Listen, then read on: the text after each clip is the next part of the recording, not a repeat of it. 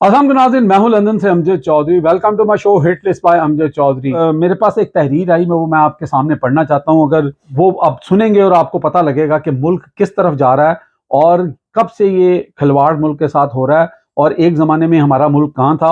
और उसके साथ एक और मेरे दोस्त हैं, मिडिल ईस्ट में हैं, मैं नाम उनका नहीं लूँगा, मलिक साहब हैं। उन्होंने मुझे एक तहरीर भेजी, वो इसी जो पहली तहरीर है उसके साथ वो मैच करती है और उसमें रास्ता ये बताया गया है कि आखिर कौम ने करना क्या है। तो हम आते हैं जनाब अपने उस जो मेरे पास तहरीर है उसके ऊपर। ये फिगर्स हैं, तो मैं ज़रा टॉप से शुरू करता हूँ जी इसका। अच्छा, ऐसा इंकशाफ है जो आपकी आंखें खोल देगा, इसके ऊपर लिखा हुआ है। अच्छा, करेंसी का मुआवजा इसमें किया गया है। आज की डेट के अंदर पाकिस्तान में जो डॉलर है वो 287 रुपये का है एक, इंडिया में 82 रुपये का है और बांग्लादेश में जो है वो 105 रुपये का है। अच्छा, जीडीपी मजमुई जो घरेलू पैदावार है वो 1990 में 370 डॉलर थी इंडिया की और 370 डॉलर थी पाकिस्तान की।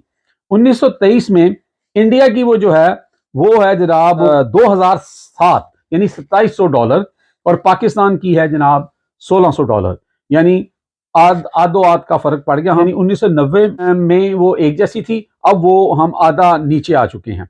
अच्छा, मजमुई घरेलू पैदावार की नशोनुमा जो है 1900 पहले 47 से 1960 तक जो थी पाकिस्तान की जो ग्रोथ थी वो 4% थी, इंडिया की 3% थी। हमसे इंडिया 1% कम था।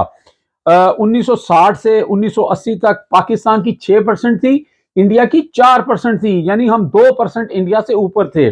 1980 से 2010 तक पाकिस्तान की 4% थी और जो इंडिया है उसकी 6% थी।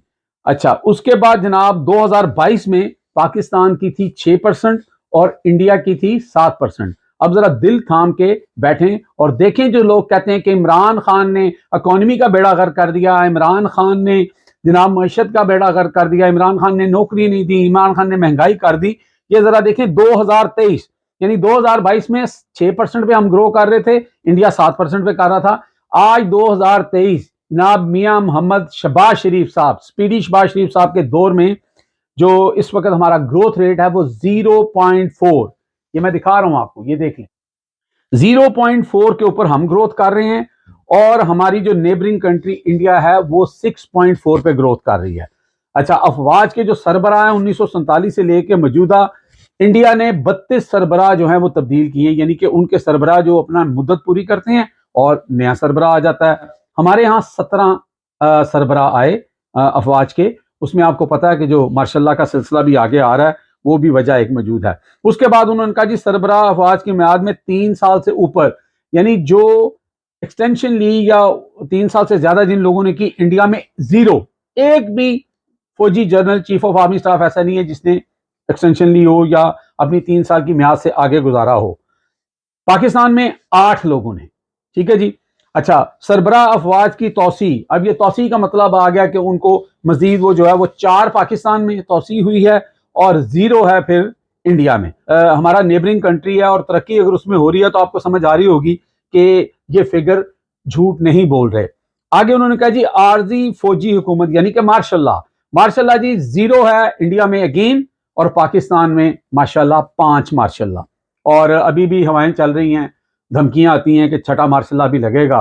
तो वो किसी ने कहा था किन्ने भाई हो, उन्हें कहा जी 7, उन्हें कहा 8 होंगे तो की कर लेंगे, अगर 5 लाते थे तो 6वां भी ला दो। अच्छा जी, उसके बाद आ जाता है कि दोनों ममालिक के अंदर 1947 से लेकर अब तक कितने वजीर आजम आए हैं। इंडिया में 14 वजीर आजम आए हैं, पाकिस्तान में जनाब 23 आए हैं। और उससे आगे आ जाता है कि वजीर आजम ने जो मुद्दतें पूरी की दोनों ममालिक के अंदर, और इंडिया के अंदर 8 लोग जो थे वजीर आजम थे, उन्होंने अपनी मुद्दतें पूरी की और माशाल्लाह पाकिस्तान में 0, एक भी शख्स जो है वो 5 साल की मुद्दत पूरी नहीं कर सका।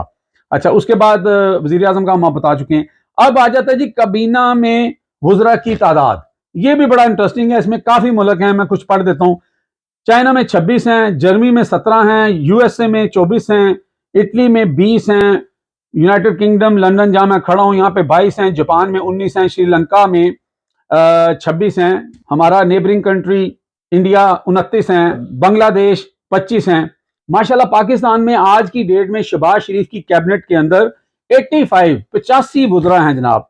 अगर अदादो शुमार झूठ नहीं बोलते तो ये वाकई अफसोसनाक है कि काश ये तहरीर कौम की बेदारी का काम करे। ये लिखा। अब मैं आपको वो वाकया सुना देता हूँ जो मेरे एक और दोस्त ने भेजा, जो इससे रिलेट होता है। एक पहाड़ी सिलसिले के ऊपर रनवे बना हुआ था, एक त्यारा मुसाफिरों से भर चुका था। अभी तक पायलट नहीं आया था कि अचानक मुसाफिरों ने देखा कि दो अफराद हाथ में सफेद छड़ी लिए, आंखों पर स्याह चश्मे पहने आए और कॉकपिट में चले गए। मुसाफिरों में चहमगोइयां शुरू हो गई कि पायलट तो दोनों नाबीना हैं। स्पीकर पर आवाज आई कि मैं पायलट हूं, फलां जहाज का कैप्टन फलां फलां बोल रहा हूं और मेरे साथ फलां फलां मेरे मावन पायलट हैं। ये दुरुस्त है कि हम दोनों नाबीना हैं, लेकिन जहाज की जदीद आलात और हमारे वसी तजर्बे को देखते हुए फिक्र की कोई ज़रूरत नहीं है। हम बासानी जहाज चला लेते हैं। बेशुमार परवाजें कर चुके हैं। मुसाफिरों में बेचैनी कुछ कम हुई, लेकिन इनकी तशवीश कम ना हुई।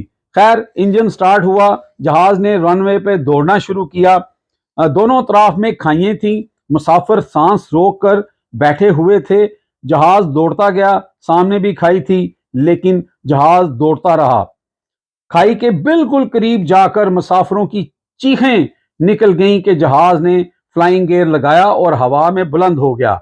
माइक खुला रह गया था। मावन पायलट की आवाज आई। पायलट से कह रहा था, उस्ताद जी, किसी दिन मुसाफिरों को चीखने में देर हो गई तो फिर क्या बनेगा। आखिर में तहरीर लिखने वाला लिखता है कि कौम को चीखने की जरूरत है ताकि पायलट फ्लाइंग गियर लगा लें और जहाज उड़ाया जा सके। अब आप थोड़े को ज्यादा समझें। अब तक के लिए इतना ही। अपना ख्याल रखें। Take care. अल्लाह हाफिज। देखते रहे मेरा channel hit list by Amjad Chaudhary.